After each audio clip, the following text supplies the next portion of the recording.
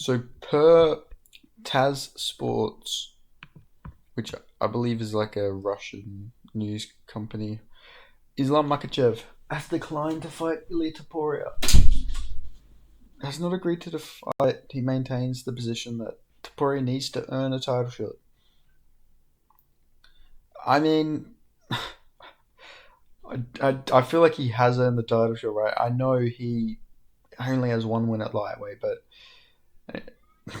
I mean, he knocked out fucking Alexander Volkanovski and Max Holloway back to back. That is more impressive than Islam's wins. Like, yes, Islam beat Volk and knocked him out, but it was on less than a week's notice. That like, or on a week's notice. Like, you can't really count that. And yeah, I guess you could argue that Ilya got him when he was banged up. Seriously, 6 a.m. here. I'm just woken up, but yeah, like I said, Ilia Topuria knocking out Max Holloway and Volk back to back is more impressive than Islam's wins. Yeah, he beat Charles Oliveira, but Max Holloway beat him. I know technically it was like a weird, like a esophagus injury, so you can't really count that. But like Max Holloway is an amazing win, and to actually knock him out is going to be one of the most impressive things considering we've never seen Max Holloway even get dropped, and Ilia Topuria will fucking put him out. Max Holloway beat Justin Gaethje and then lost to Ilia his next fight. That is who is probably going to get the next title shot. If we're going to be honest, if it's not Ilia, they're going to just give it to Justin because Ali Abdelaziz manages them both. Like, there is just so much more hype for an Ilia Topuria versus Islam Makhachev fight. And if Ilia, they could do Ilia versus Justin Gaethje. To be honest, that would be a pretty sick fight. They could do, but like, I don't know. They're not going to give it to Arman. I feel like Arman versus Justin Gaethje makes all the sense in the world to do next. And then you have Ilia fight Islam. Now, the man vacated his fucking belt. What do you mean he vacated his belt and he's not even going to get a title shot? That is crazy. That is actually insane. Like, imagine you've defended this belt. You've won this belt. You've got to the pinnacle of the fucking sport. And you vacate it to move up and for fight for the belt. And they're like, yeah, no. Here's Dan Hooker in a fight night in the Apex. Like, imagine going from main eventing like Abu Dhabi cards, main eventing UFC pay per views, them going, yeah, sorry, bud. The best we can do is Dan Hooker in the Apex. Like that would just be insane to me. Like that, that would be one of the craziest things. But you also got to factor in like Islam Makhachev, and I'm not saying he's scared of Ilia Topuria, but remember that thing he put up? What does this title represent? It means you're the best in the world, and if you are the best in the world, it doesn't matter who is going to be there across from you. What could I say? But no, never. Let's do this. Well, you've got you've got the opportunity to say it. You've got this fight against Ilia. Take it. Like Arman, the UFC are not going to give Arman another title shot opportunity because he pulled out. So he's going to have to fight somebody else. The fight that makes the most sense is Ilia Topuria versus Islam Makhachev. Yeah, you could say, oh, they're just going to say he's a featherweight. Yeah, they will, but like featherweights are better than lightweights. Like they are on a skill basis. The size is the thing that fucks them. Like, I mean, Dustin's a fucking former featherweight. Everybody you fought is a former featherweight. Renato Moicano, Alexander Volkanovski, even Charles Oliveira. Like, for fuck's sake, man, every single good person in your division is a former featherweight. I don't understand this. Oh, he's a little featherweight type shit. Like, every good fighter in the lightweight division, besides Justin Gaethje, uh, are all former featherweights. Like, let me just go through the rankings, and I'll tell you how many of these guys used to be lightweights, featherweights. Sorry, Arman was actually a featherweight at one point, believe it or not. Charles Oliveira was a featherweight. Justin Gaethje, no, he actually wasn't, but he definitely is featherweight size, but he doesn't count. Dustin Poirier, number 4, former featherweight. Number 5, Max Holloway, former featherweight. Champion even, Dan Hooker, former featherweight. Michael Chandler, no. Gamrot, former featherweight. Benil Dariush, yeah, no, he's too big for featherweight. Hanata Moicano, former featherweight. Rafael Fiziev is going to move down to featherweight. Paddy Pimlet, former featherweight. Benoit Saint Denis, former featherweight. Jalen Turner, yeah, that just wouldn't happen. Grant Dawson, former featherweight.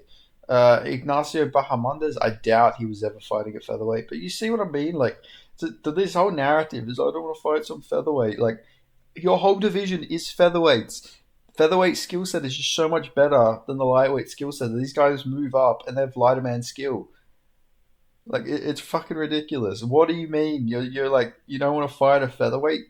Your best wins are against featherweights. Like every single, if you want to be technical, every single good person in your division, besides Justin Gaethje, is a former featherweight, and he could still make featherweight. Like it's not like he's like oh he's so big you could never make featherweight. It's just he doesn't like to cut a lot of weight. So yeah, it's a very lazy narrative that Team Makhachev are putting out there about Ilia Topuria. Oh, he's just a featherweight. Like every single person you fought is a former featherweight. Like I don't get it. I don't understand the narrative he's pushing. Like Hanato Moicano, Dustin Poirier, Volk, Oliveira, Bobby Green. I don't think wasn't, but like I think Moises wasn't, Trudoba wasn't. I think Ramos. No, Ramos was the opposite. So some of these early wins, but then like when you get to the higher echelon of the division, it's all former featherweights. So yeah, like like come on, what is this? Like I'm not saying Islam's scared. He's obviously not. I mean, the guy's fought pretty good competition on short notice, but that excuse, like, it doesn't do it for me. That's not a good excuse. That's not a good reason not to fight him, in my opinion. Like, it's the best fight you can make. Ilia's number three in pound for pound. Like, Ilia's pound for pound number three. You're pound for pound number one. Three versus one. Like, come on. That's like if you beat another pound for pound great in Ilia Topuria, that like seals your legacy. Plus, you've already broken the title defense record of Habib, or at least you've matched it. I think he matched it. Wait. He defended against Volk, defended against Volk again. I think. Then he beat Dustin. Okay, yeah. So he's got the most lightweight defenses. Like it's just all rematches from here now, besides Justin Gaethje. So like I don't know. Hopefully this fight happens because like I feel like this is the fight everybody wants. Ilia Topuria versus Islam Makhachev is the biggest fight you can do. I mean, yeah, you could risk it and have like Ilia fight like one of these other lightweights, and I mean I say risk. I think he would beat most of these other lightweights. People are always going to bring up the Jai Herbert fight. Jai Herbert is freakishly big, has a freakishly long reach. Is like he is like a weird matchup to go from like Ilia Topuria fought at fucking bantamweight at one point in his career. He was fighting small guys. To go from that to fighting a guy who's like 9 inches taller than you, has like a 10-inch reach advantage, like that is not a normal fucking. And I think that fight was on like relatively short notice too. Like people always shit on Ilya and they're like, oh, he's gonna be champion. He got knocked down by Jai Herbert. He got knocked out by Jai Herbert. Jai Herbert's actually really good. He just doesn't have durability. He's not durable at all. He has a bad chin, but he's actually a pretty talented guy. And he's massive. Like, that is not a build you're gonna fucking deal with most times out of 10 in the lightweight division. Like, for fuck's sake, man. Islam could definitely beat Ilya too. Like, don't get me wrong, he's got a good high kick. I don't think he'd be able to wrestle fuck him though. I don't think Islam's wrestling is all that. Because we've seen him struggle against like fucking Dustin Poirier, like 2024 Dustin Poirier. That's not a good look in my opinion. Because Dustin was getting taken down relatively easily against Benoit Saint Denis. He was getting taken down by like everybody who shot on him, especially with his bad hips. I don't know. The guy's hips. He's got like fucking old man hips, and he was still managing to get up from Islam, get back to his feet. Yeah, he eventually got subbed, but he was like that was a back and forth war. And the boxing exchanges, like I don't know. I think Ilya such a good stylistic matchup, and I feel like this would just be one of those like back and forth wars. Maybe Islam does a bit of grappling. Ilia shows off his good takedown defense. People always bring up the Bryce Mitchell fight. Like he got taken down with like 20 seconds left. Like every other, he stuffed every other takedown. So yeah, you can't really like base too much on it. Plus, that was like 3 years ago. Like that's a long time ago. Like he could have definitely improved his get ups and even his overall takedown defense. Plus, Bryce Mitchell's got fucking, he's got that Southern boy strength. He's got that Arkansas in him. I got that. Well, let's be honest, he's got retard strength. So, like, yeah, it is what it is. Bryce Mitchell, strong dude. Obviously, I'm not saying Islam Makhachev isn't. He's bigger. He's a lot bigger and better. But I feel like his grappling is just like weirdly overrated. People act like he is Habib. He's not Habib on the ground. He's a great striker, though. Or at least a good striker. His takedown threat obviously makes his striking a lot more dangerous. But he's got good eyes. Like, he's got good countering. He's always landing good shots. So this would be interesting. Like, we could get one of the greatest like back and forth fights, and then whoever gets the decision gets the decision, or maybe one of these guys stands out and gets a knockout. But the only way we can get this is if they fight, sign the contract. This fight has been offered. Get this on the International Fight Week card and do Dricus du Plessis versus Hamza Chimaev. Apparently that was what was the plan, but it seems like Islam Makhachev's team doesn't want this fight. Like, I don't get it. Everybody in your division is a former fucking featherweight, mate. Like, who cares? Beating featherweights is better anyway. Featherweights are better skill-wise. They are better than lightweights. You don't see this level of like the level of skill at featherweight is insane. Like, all of them are technical. Some of the best strikers in the world come from the featherweight division. Max Holloway, Alexander Volkanovski, Ilia Topuria.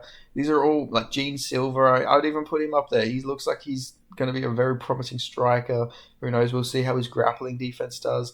But like, there is some really, really good strikers in that featherweight division. Like, I would say it's the most talented striking division, especially because these guys have really good takedown defense in the featherweight divisions. You don't see many people get wrestle fucked. They all seem to have really good takedown defense. You got Yair Rodriguez, Arnold Allen. These are all really talented strikers. Like, it's a very good, talented striking weight class. So for Ilya to be the top of that pack in that weight class, like, come on, you got to give him a title shot. Bullshit if he doesn't. If he's vacated the belt and they go and make him fight like Dan Hooker or something like that, that would just be crazy to me. But yeah. Anyway, that's my thoughts on Islam Makhachev declining to fight Ilia Topuria. Hopefully, this is maybe just them playing around. Maybe it's already agreed to, and they're just trying to like, build some hype to it. It's not going to get announced, and then when it comes out, like, oh my god, it's happening. Maybe they're trying to do that, but yeah, I don't know. I want to see this fight, and I want to see it like in June. Like, this will be the biggest fight of the year, in my opinion. Either this or Hamza Chimaev versus Dricus du Plessis. And imagine you get them on both on the same card. That would be crazy. Anyway, thank you guys so much for watching. Make sure you subscribe, and I'll see you guys next time.